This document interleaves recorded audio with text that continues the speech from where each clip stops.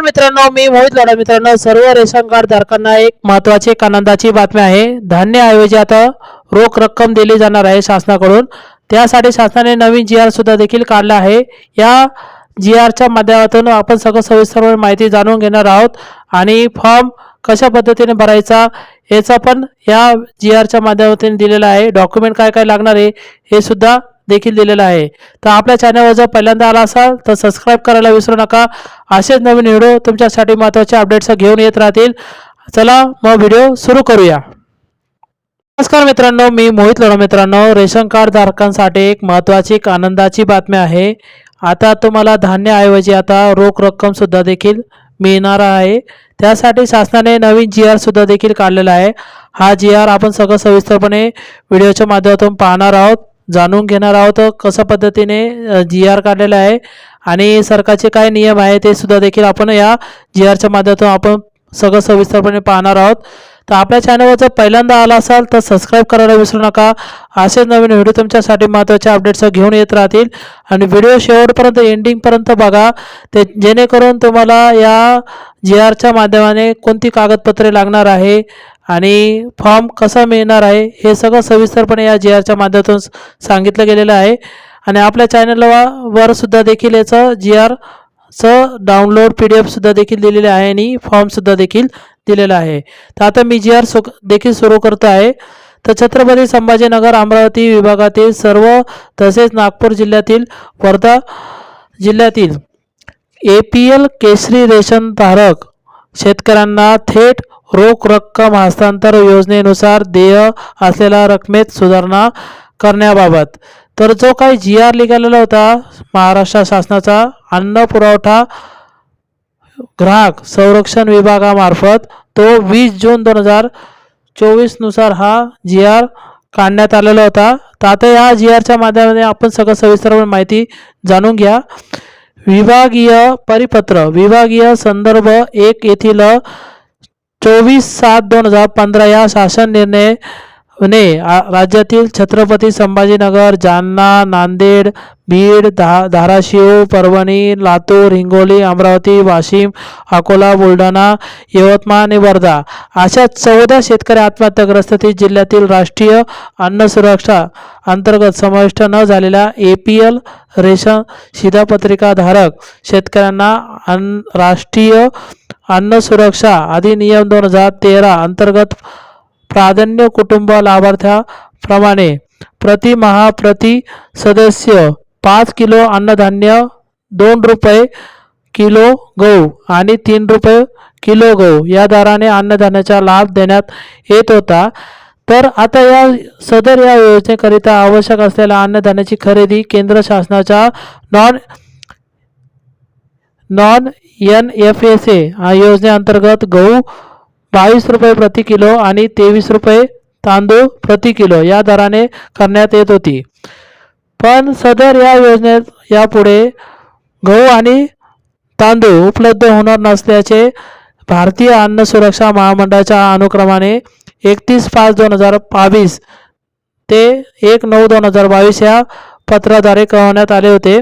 सदर बाब विचार घेता शेतकरी योजनेतील लाभार्थ्यांना अन्नधान्याऐवजी थेट रोख रक्कम हस्तांतरण डायरेक्ट बेनिफिट ट्रान्सफर DBT योजना संदर्भीय क्रमांक 2 वरील शासन निर्णय लागू करण्यात आले आहे. त्यानुसार छत्रपती संभाजीनगर, जालना, नांदेड, बीड, धाराशिव आणि परभणी, लातूर, हिंगोली, अमरावती, वाशिम, अकोला, बुलढाणा, यवतमाळ, वर्धा अशा 14 शेतकरी आत्महत्याग्रस्त जिल्ह्यातील राष्ट्रीय सुरक्षा अंतर्गत समाविष्ट न झालेल्या APL शिधापत्रिका धारक शेतकरी लाभार्थ्यांना माहे जानेवारी 2023 पासून अन्नधान्याऐवजी प्रति लाभार्थी 150 रुपये इतका रोख रक्कमेच्या थेट हस्तांतराची डायरेक्ट बेनिफिट ट्रान्सफर DBT योजनेअंतर्गत कार्यान्वित करण्यात मान्यता देण्यात आली आहे. तसेच प्रतिवर्षी किमान आधारभूत किमतीत होणाऱ्या वाढीनुसार केंद्र शासनाने आधी सूचित केलेला cash transfer of food subsidy rule 2015 मधील तरतुदीनुसार प्रति लाभार्थी सुधारित वाढीव रोख रक्कम पुढील दशकाच्या पूर्णांकात थेट हस्तांतरित करण्यात मान्यता देण्यात आली आहे. सदर केंद्र शासनाकडून खरीप हंगाम सन 2023-24 आणि रब्बी हंगाम 24-25 साठी किमान आधारभूत दर जाहीर करण्यात आले आहे. त्या पार्श्वभूमीवर छत्रपती संभाजीनगर आणि अमरावती विभागातील सर्व जिल्हे, नागपुरातील विभागातील सर्व वर्धा या 14 शेतकरी आत्महत्याग्रस्त जिल्ह्यातील दारिद्र्य रेषेवरील APL केशरी शिधापत्रिकाधारक शेतकरी लाभार्थ्यांना थेट रोख रक्कम हस्तांतर डायरेक्ट बेनिफिट ट्रान्सफर DBT योजनेअंतर्गत देण्यात असलेल्या रकमेमध्ये वाढ करून सुधारित वाढीव रोख रक्कम आर्थिक वर्ष 2024-25 मध्ये देणे आवश्यक आहे. तर ही जी योजना आहे, जे आत्महत्याग्रस्त शेतकरी आहे, दुष्काळ भागातील शेतकरी आहे, त्या शेतकरी लोकांमध्ये APL शिधापत्रिका रेशनधारक आहे, त्या लोकांना गहू आणि धान्य जे मिळत होते त्याऐवजी आता त्यांना रोख रक्कम सरकारकडून देण्यात येणार आहे. तर यासाठी सरकारने हा नवीन GR सुद्धा देखील प्रस्ताव करण्यात आलेला आहे. दुसरी गोष्ट, ही रोख रक्कम येण्यासाठी तुमचं आधारला मोबाईल नंबर लिंक असणं गरजेचं आहे आणि ज्या बँकेत तुमचं खातं खोललेलं आहे त्या बँकेत तुम्हाला आधारला बँक अकाउंट नंबर लिंक करणं गरजेचं आहे. तरच तुमचे हे शासनाकडून जे काही पैसे येणार आहे ते पैसे DBT मार्फत ट्रान्सफर केले जाणार आहे. जेव्हा हे ट्रान्सफर केले जाईल त्याचा शेतकऱ्यांना SMS सुद्धा देखील पाठवला जाणार आहे की तुमचे पैसे या यशस्वीरित्या खात्यात डेबिट झालेले आहे. तर त्या अनुषंगाने छत्रपती संभाजीनगर अमरावती विभागातील सर्व तसेच नागपूर विभागातील वर्धा जिल्ह्यातील APL केशरी शिधापत्रिकाधारक शेतकऱ्यांना थेट रोख रक्कम हस्तांतर योजनेनुसार देण्यात आलेल्या रकमेत सुधारणा करण्याबाबत पुढील सूचना देण्यात आली आहे. तर हे शेतकऱ्यांसाठी झालेलं आहे, पण आणि सामान्य लोकांसाठी पण ही स्कीम चालू करणार आहे आणि ही स्कीम राबवली जाणार आहे. तर तुमचं जे काही रेशन कार्ड आता ऑनलाईन नसेल तर तुम्ही जवळच्या महाई सेवा केंद्रामध्ये जाऊन रेशन कार्ड ऑनलाईन करू शकतात किंवा मग आपला जो येणारा जो काही पुढचा व्हिडिओ वगैरे असणार आहे तर रेशन कार्डमध्ये नाव कसे ॲड करायचे, रेशन कार्ड कसं ऑनलाईन करायचं, नाव कसं वाढवणं, नाव कसं कमी करणं याचं पण सुद्धा देखील व्हिडिओ वगैरे बनवला जाणार आहे. तर हा GR सगळं सविस्तरपणे समजून घ्या. तर राज्यातील छत्रपती संभाजीनगर, जालना, नांदेड, बीड, धाराशिव, परभणी, लातूर, हिंगोली, अमरावती, वर्धा या 14 शेतकरी आत्महत्याग्रस्त जिल्ह्यातील समाविष्ट न झालेल्या APL शिधापत्रिका शेतकरी लाभार्थ्यांना एप्रिल 2024 पासून प्रति लाभार्थी 170 रुपये इतकी रक्कम लाभार्थ्याच्या आधार संलग्न बँक खात्यात थेट ट्रान्सफर केले जाणार आहे. म्हणजे तुमचं मी मागे बोललेलं आहे की तुमचं आधार कार्ड हे बँकेच्या अकाउंट नंबरशी लिंकिंग करा तरच तुमचं हे पैसे ट्रान्सफर केले जाणार आहे. आणि 14 शेतकरी आत्महत्याग्रस्त जिल्ह्यातील दारिद्र्य रेषेवरील APL शिधापत्रिका शेतकरी लाभार्थ्यांना थेट रक्कम हस्तांतर कार्यान्वित करण्यासाठी प्रमाणित कार्यप्रणाली तसेच सर्वसाधारण 28 फेब्रुवारी 2023 या शासनानुसार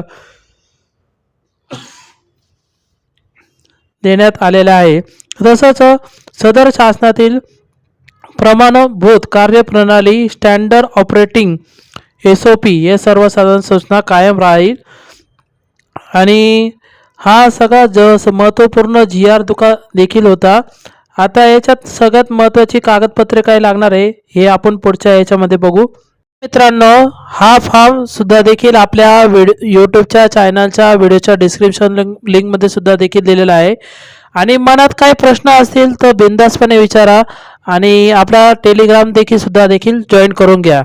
तर औरंगाबाद अमरावती विभागातील सर्व तसेच नागपूर विभागातील वर्धा या 14 शेतकरी आत्महत्याग्रस्त जिल्ह्यातील APL शिधापत्रिका धारक शेतकऱ्यांना धान्याऐवजी थेट रोख रक्कम हस्तांतर योजनेचा लाभ मिळवण्याकरिता हा अर्जाचा नमुना दिलेला आहे।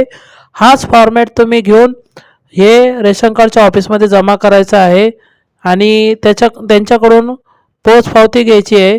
पोच पावती देत नसेल तर जो काही तुमचा फाईल नंबर टाकला जाईल तो फाईल नंबरचा फोटो देखील काढून घ्या आणि त्यानुसार हा अधिकाऱ्याकडे हा लेवलला मंजूर होईल आणि तशा पद्धतीने तुम्हाला ह्याचं बेनिफिट घेता येईल की जी धान्याऐवजी तुम्हाला आता रोख रक्कमसुद्धा देखील मिळणार आहे। तर ती कशा पद्धतीने मिळणार हे सगळं सविस्तरपणे आपण सांगितलेलं आहे। तर इथे बघू शकता अर्जदाराचे कुटुंब प्रमुखाचे नाव आणि पत्ता। जर ज्यांच्या नावावर रेशन कार्ड आहे त्याचं संपूर्ण नाव टाकायचं आहे, पत्ता टाकायचा आहे, पिनकोड सहित टाकायचा आहे। पत्ता अर्धवट टाकू नका, कारण की हे जो तुम्ही हा फॉर्म भरणार आहे ही शासनाकडे ही माहिती चालली जाणार आहे। तर फॉर्म एकदम अचूक पद्धतीने भरा, वाचून भरा, सावकाश भरा। नाही समजलं तर आजूबाजूचे जे काही हुशार व्यक्ती वगैरे असतील त्यांना सांगा फॉर्म भरायला, ते तुम्हाला फॉर्म भरायला नक्की मदत करतील आणि तुम्ही स्वतः देखील सुद्धा भरू शकतात। फक्त वाचून तुम्हाला काळजीपूर्वक फॉर्म भरायचा आहे। आता इथं शिधापत्रिका क्रमांक म्हणजे मी मागे पण बोललो तर असेल की रेशन कार्ड तुमचं ऑनलाईन नसेल तर तुम्ही ऑनलाईन करून घ्या। त्यासाठी आपला पुढचा येणारा व्हिडिओ हा रेशन कार्ड कसा ऑनलाईन करायचा याचा बाबतीत राहणार आहे। तर इथे बघू शकता शिधापत्रिका क्रमांक हा जो RMS आहे तो 12 अंकी नंबर जो जनरेट होतो तो 12 अंकी नंबर इथे टाकायचा आहे।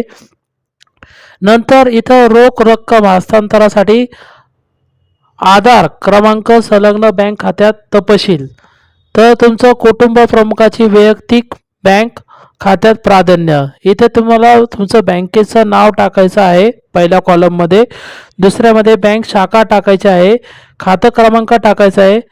खातं क्रमांक एकदम काळजीपूर्वक बघा, कारण की त्याच अकाउंटला तुमचे पैसे जमा होणार आहे। तर दोनदा तीनदा बघा जेणेकरून कन्फर्म होईल तुम्हाला की आपला खातं क्रमांक आपण बरोबर लिहिलेला आहे। खात्याचा प्रकार लिहायचा आहे, वैयक्तिक खातं आहे का संयुक्त खातं आहे ते इथं करायचं आहे, म्हणजे करंट आहे का सेविंग आहे ते इथं नमूद करायचं आहे। नंतर इथं IFSC कोड देखील सुद्धा टाकायचा आहे तुम्हाला ज्या बँकेत। आणि IFSC कोड माहिती नसेल तर तुम्ही गुगलवर देखील सुद्धा सर्च करू शकता IFSC कोड, आणि नाही तर मग जिथे तुमचं बँक अधिकाऱ्याशी तिथलं काही लँडलाईन फोन नंबर असेल तर तिथे तुम्ही IFSC कोड सुद्धा देखील विचारू शकतात।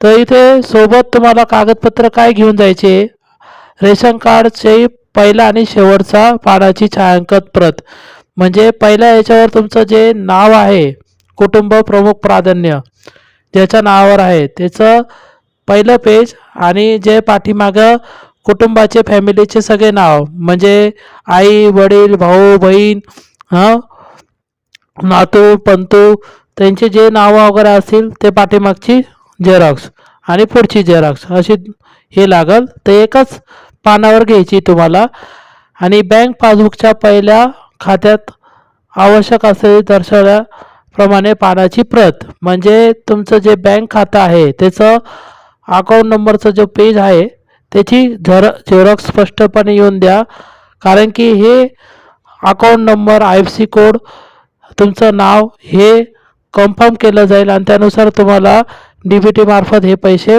सरकारकडून पाठवले जाईल। झेरॉक्स क्लिअर नसेल तर त्याची प्रिंटआउट काढून घ्या, पण क्लिअर प्रिंटआउट येऊन द्या जेणेकरून ते अधिकाऱ्यांना दिसलं पाहिजे, त्यानुसार तुमचं ते हे जे आहे फॉर्म तो मंजूर झाला पाहिजे। तर अशा पद्धतीने हा GR वगैरे सुद्धा देखील होता।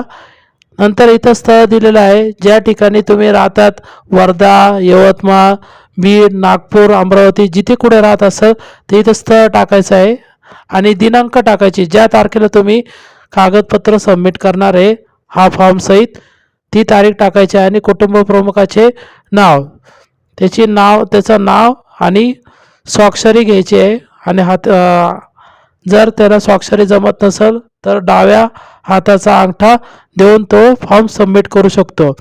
तर अशा पद्धतीने हा महत्त्वपूर्ण GR देखील सुद्धा होता आणि या फॉर्मची PDF सुद्धा देखील मी या यूट्यूबच्या चॅनलच्या व्हिडिओच्या डिस्क्रिप्शन लिंक सुद्धा दिलेले आहे. तर आपला व्हिडिओ आवडला असेल तर जास्तीत जास्त मित्रांना शेअर करा आणि जास्तीत जास्त शेतकरी मित्रांना पोहोचवा, जेणेकरून त्यांना ही माहिती समजेल. आणि आपला व्हिडिओ नक्की जर आवडला असेल तर चॅनलला सबस्क्राईब करून ठेवा. जय हिंद, जय महाराष्ट्र.